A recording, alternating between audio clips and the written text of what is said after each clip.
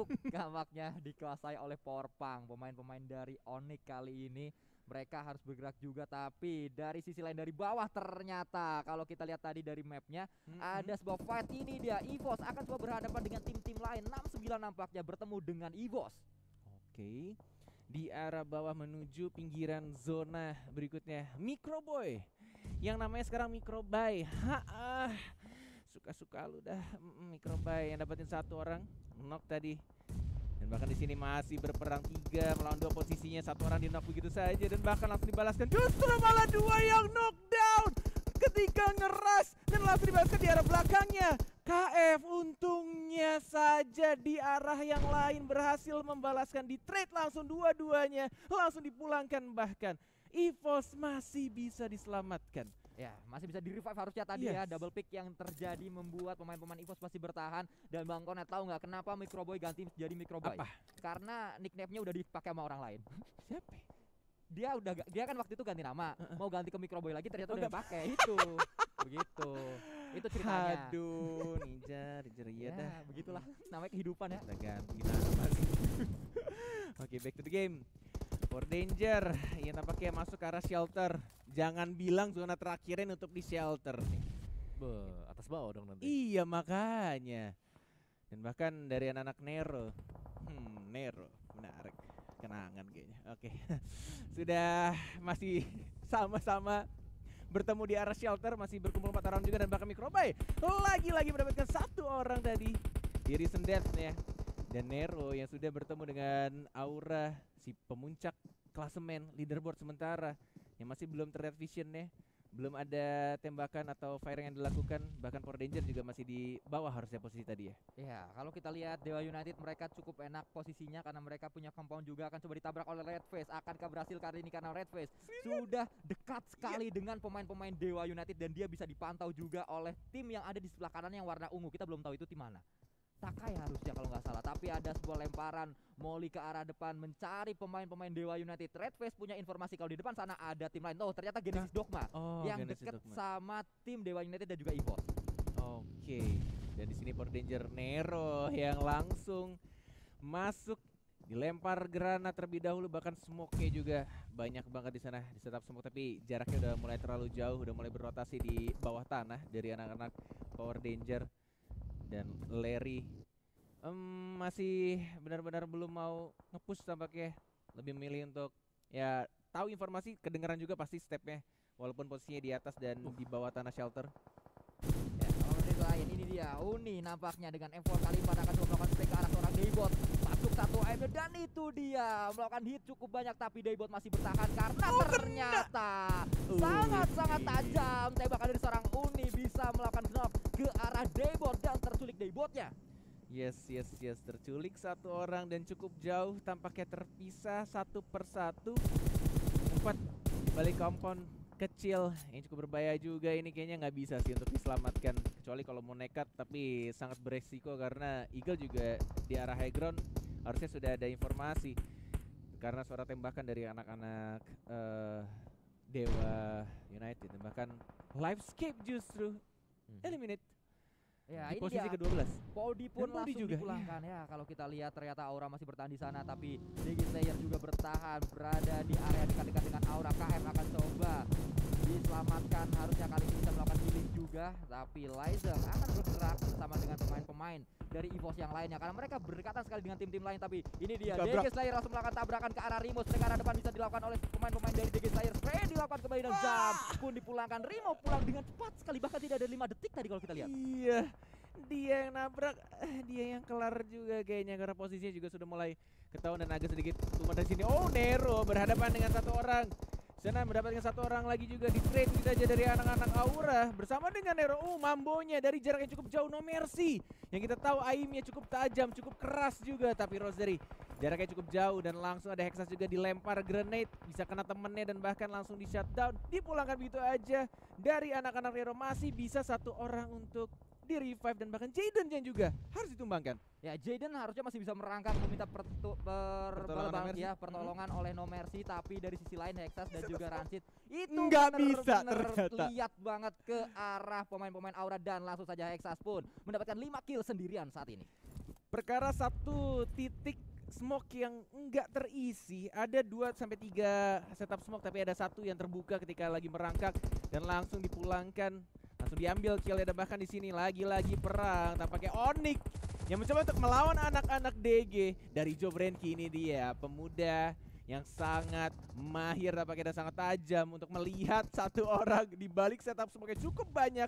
Grenade dilempar berkali-kali dan bahkan apinya yang terkena satu grenade dan langsung sakit, dia terknock out dan masih belum bisa dibalaskan.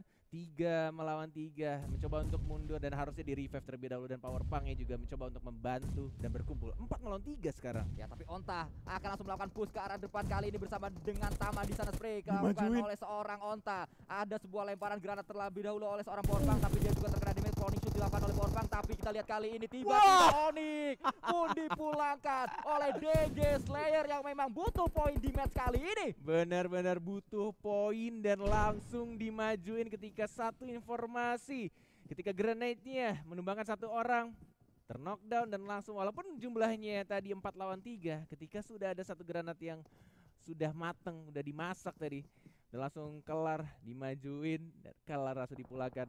Ini benar-benar kayak butuh poin, butuh kill banyak. Dan EVOS 3 orang di sana masih sama-sama mengumpat saja. Posisinya udah mulai sempit dan udah mulai nggak enak di ini. Kalau misalkan salah posisi, karena rumput high ground juga bakal melihat di arah low groundnya. Dan bahkan Aura tinggal 2 orang ya harusnya. Tinggal satu kak? Oh no Mercy doang ya? Oh iya, jadinya tadi udah di langsung di end ya. Hanya tersisa seorang No Mercy yang bersembunyi di belakang sebuah kendaraan. Kalau kita lihat Rancid dan juga Hexas juga masih bertahan di sana. Foxy berdekatan sekali dengan No Mercy. Tapi kalau kita lihat EVOS, Eagle paling enak. Mereka punya compound, DD juga akan bergerak. Tapi ini dia Aura pun langsung dipulangkan. Kalau kita lihat posisinya tidak terlalu baik memang kalau kita lihat tadi dari seorang No Mercy-nya. Bergerak kali ini bersama-sama pemain-pemain dari Nero dan juga DG Slayer. Berada di bagi tadi kalau kita lihat untuk melihat vision yang lebih tinggi, tapi ternyata Onta pun tertakedown oleh seorang Anthem dari sisi lain. Wow, sudah mulai bergerak kembali dan bahkan di sini Gontanya terknockdown, cukup jauh jaraknya, mencoba untuk setup smoke, agak sedikit beresiko sebenarnya. Dilempar setup smoke dari bahkan Audrey dari anak Eagle juga mendapatkan satu orang lagi, dan Dewa United yang tampaknya harus dipulangkan di posisi ke-6 ya harusnya tadi. Dan bahkan sini Foxy menculik satu orang Red Face yang terlihat tadi di sana, dilempar granat nggak kena. Udah mulai dilihat juga oleh Microbuy yang nggak berhasil mengganti nama pakai O. Dan bahkan di sini masih bisa di revive harusnya, masih ada setup smoke juga. Ya, kalau kita lihat masih sangat kuat pemain-pemain dari EVOS, walaupun satu pemain tertakedown tadi Red Face harus bisa diselamatkan. Banyak sekali utility yang dilemparkan, entah itu sebuah smoke atau sebuah granat, tapi ternyata KF granatnya connect dan memulangkan satu pemain di sana. Kalau kita lihat tersisa 2 pemain dari DGTR yang masih bertahan, satu terakhir yang masih bertahan yaitu seorang Bobo yang terus di-press oleh seorang Rancid. Yes, tersisa 4 tim dan zona akan menutup di 5 detik lagi, dan tampaknya Hexas di depan matanya ada airdrop yang sangat menggoda. Tapi tampaknya di sini lebih memilih untuk mengumpat di balik 2 mobil yang sebenarnya belum meledak sih itu mobilnya ya. Cukup berbahaya juga kalau misalkan diledakin sama anak EVOS yang dari tadi walaupun keculik terknock out berkali-kali, tapi tampaknya EVOS masih bisa untuk revive dan masih bisa berkumpul 4 orang. Masih sangat amat kokoh kuat.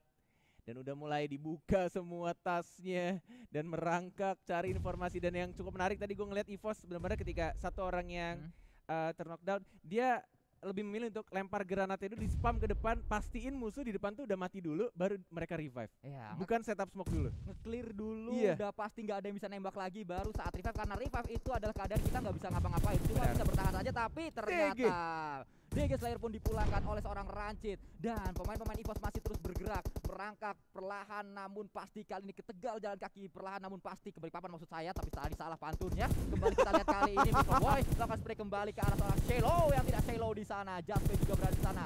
Sudah ketahuan sebenarnya permainan dari Eagle 365 di mana pemain-pemainnya, karena mereka bergerak dengan mobil. Benar, 4-4-2, 10 pemain tersisa, 3 tim lagi, dan bahkan langsung dimaju begitu saja Nero yang harus puas di posisi ketiga, dan 2 tim tersisa antara Eagle yang benar-benar butuh banget poin kemenangan mereka untuk mengamankan zona degradasinya melawan EVOS yang masih sama-sama kokoh 4 melawan 4. Momen yang jarang terjadi sebenarnya. Setup smoke sudah dikeluarkan dari kedua tim. Sudah ada informasi juga sudah dimoli, dibakar begitu saja Microbyte. Di arah sebelah kanan melebar, formasi yang cukup jauh dari anak-anak EVOS dan bahkan ini mepet juga nih dari anak-anak Eagle. Coba untuk mencari informasi, dilempar kembali setup smoke.